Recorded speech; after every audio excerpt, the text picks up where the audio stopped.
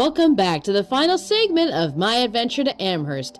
Today we're at the Springfield station, heading home via Amtrak. And here she is, the Lakeshore Limited, looking good and a little icy. We were honestly very blessed because this was the last train really to get out of town. All of the others were canceled. And there's my sleeper car, all warmed up and ready for us. Now I know traveling via Amtrak is not necessarily for everyone, but to me, it was perfect.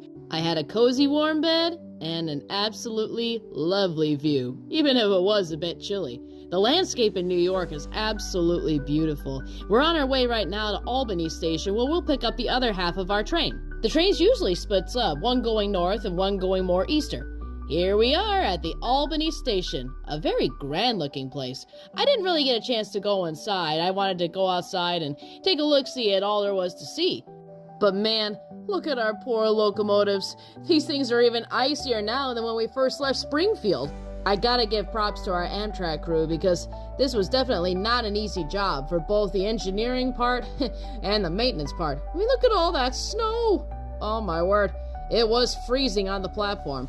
But hey, I'm really glad that my friend Paul convinced me to get a picture. Look at all the ice even in between the cars. Apparently it was kind of a flaw in the Amfleet design, but it still make for impressive pictures. After the coupler was finally unfrozen and we were able to couple up a third locomotive onto the train, we explored a little bit around to see what was there. The second half of our train finally arrived at the platform, and we were also given a little surprise. Looky there! A heritage unit. This one had the Empire Builder crest on the side. By this point, I had gotten back on board, and we began to wire our train into position so we could back up and couple onto the rest. Look at these poor coaches. That's how much snow we had gotten in just a short amount of time. There was also a lot of private cars parked there, including an old friend of mine, the Babbling Brook. I've not seen that car since I was 18 years old when it used to be parked over at the Coopersville and Marne Railway.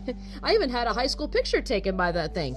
And there they are too, the Northern Pacific Dome cars. I always love a dome car. They are so beautiful, luxurious, and just full of history.